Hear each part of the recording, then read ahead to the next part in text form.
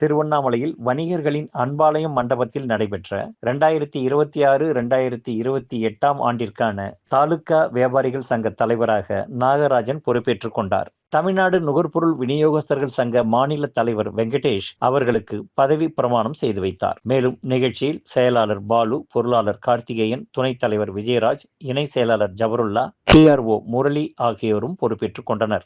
கௌரவ விருந்தினராக சங்க காப்பாளர் தனுசு கலந்து கொண்டு மகிழ்வுரை ஆற்றினார். விழாவிற்கு ரவிச்சந்திரன் தலைமை தாங்கினார். பாஸ்கரன் வரவேற்புரையாற்றினார்.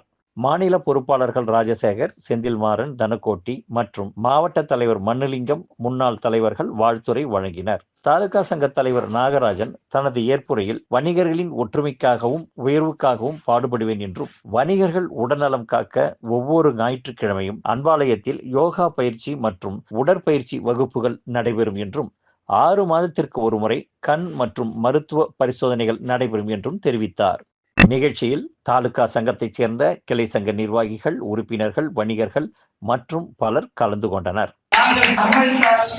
உடற்பயிற்சி ஆசிரியர் மூலம் ஒவ்வொரு ஞாயிற்றுக்கிழமையும் காலை 6:30 மணி முதல் 7:30 மணி வரை நமது அன்பாலயத்தில் உடற்பயிற்சி எளிய முறையில் சொல்லிக் கொடுக்கப்படும். யோகா சொல்லிக் கொடுக்கப்படும் மற்றும் மூலிகை எக்ஸசைஸ்கள் கொடுக்கப்படும். 6 மாதத்திற்கு ஒரு முறை எளிய முறையில் விளையாட்டு போட்டிகள் நடத்தப்படும். எளிய முறையில் விளையாட்டு போட்டிகள் 5 மாதத்துக்கு ஒரு முறை கண் பரிசோதனை மற்றும் உடல் பரிசோதனை செய்யப்படும்.